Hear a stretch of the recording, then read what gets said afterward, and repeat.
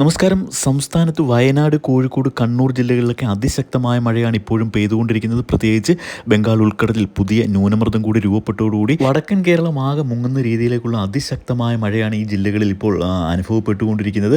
കനത്ത മഴയിലെ വെള്ളപ്പാച്ചിലിൽ KSEBിയുടെ വാഹനം വരെ ഒഴുകിപ്പോകുന്ന ഒരു സാഹചര്യമുണ്ടായി. ഒപ്പം തന്നെ വയനാട് പൊൻകുഴി ഭാഗത്ത് ദേശീയപാത 766 വെള്ളക്കെട്ട് കാരണം മുത്തങ്ങ വനമേഖലയിൽ കുടുങ്ങിയിരിക്കുന്ന 500ഓളം പേരെ രക്ഷപ്പെടുത്തിയതാണ് ഇപ്പോൾ ഏറ്റവും പുതിയ റിപ്പോർട്ട് വന്നിരിക്കുന്നത്. കനത്ത മഴയിൽ കോഴിക്കോട് ജില്ലയിൽ വലിയ നാശനഷ്ടങ്ങളാണ് റിപ്പോർട്ട് ചെയ്തിരിക്കുന്നത്. താഴ്ന്ന പ്രദേശങ്ങളാകെ വെള്ളം കയറിയും മരവും പോസ്റ്റും വീണ് ഗതാഗതം മുടങ്ങുന്ന ഒരു സാഹചര്യവുമൊക്കെ കോഴിക്കോട് ജില്ലയിൽ നിന്നും വന്നിട്ടുണ്ട്. ഈ ഒരു ജില്ലയിൽ ഇന്ന് അവധി നൽകാത്തതിനെ തുടർന്ന് അധ്യാപകർ ഉൾപ്പെടെയുള്ള എല്ലാ കളക്ടർക്കെതിരെ വിമർശനവുമായി രംഗത്തെത്തിയിട്ടുണ്ട്. വടക്കൻ കേരളത്തിന്റെ തീരപ്രദേശങ്ങളിലൊക്കെ അതിശക്തമായ തിരമാലകളും അതോടൊപ്പം തന്നെ കടൽ കാറ്റുമൊക്കെ അനുഭവപ്പെടുന്നത് കൊണ്ട് തന്നെ തീരദേശവാസികളും മത്സ്യബന്ധനത്തിന് പോകുന്ന ആളുകളുമൊക്കെ ജാഗ്രത പാലിക്കണമെന്ന് അറിയിപ്പ് വന്നിട്ടുണ്ട്. വടക്കൻ കേരളത്തിൽ ഇത്തരത്തിൽ ശക്തമായ മഴ തുടരുന്ന സാഹചര്യത്തിൽ 9 ജില്ലകൾക്കാണ് ഇപ്പോൾ സംസ്ഥാന സർക്കാരും അതോടൊപ്പം തന്നെ കേന്ദ്ര കാലാവസ്ഥാ വകുപ്പും മുന്നറിയിപ്പ് നൽകിയിരിക്കുന്നത്. എന്നാൽ ആലപ്പുഴ, പത്തനംതിട്ട, കോട്ടയം ജില്ലകളിലൊക്കെ അല്പം മഴ കുറഞ്ഞിട്ടുണ്ടെങ്കിലും വരും മണിക്കൂറുകളിൽ ഒറ്റപ്പെട്ട ശക്തമായ മഴയ്ക്ക് തന്നെയാണ് സാധ്യത എന്ന അറിയിപ്പ് കൂടി എത്തിയിട്ടുണ്ട്. വയനാട് ജില്ലയിൽ ശക്തമായ മഴയ്ക്കൊപ്പം മിന്നൽ ചുഴലി കൂടി വീശിയടിച്ചതോടെ പല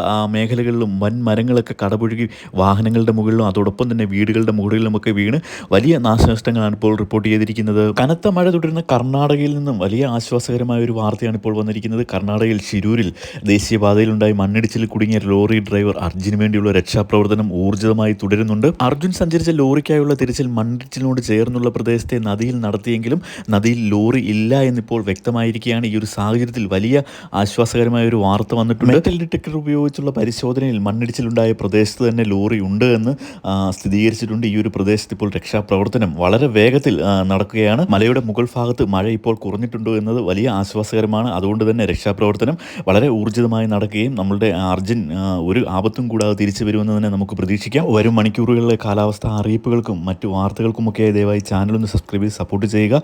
വീഡിയോ ഒന്ന് ലൈക്ക് ചെയ്ത് കൂടി കാണുവാൻ ശ്രദ്ധിക്കുക. താങ്ക്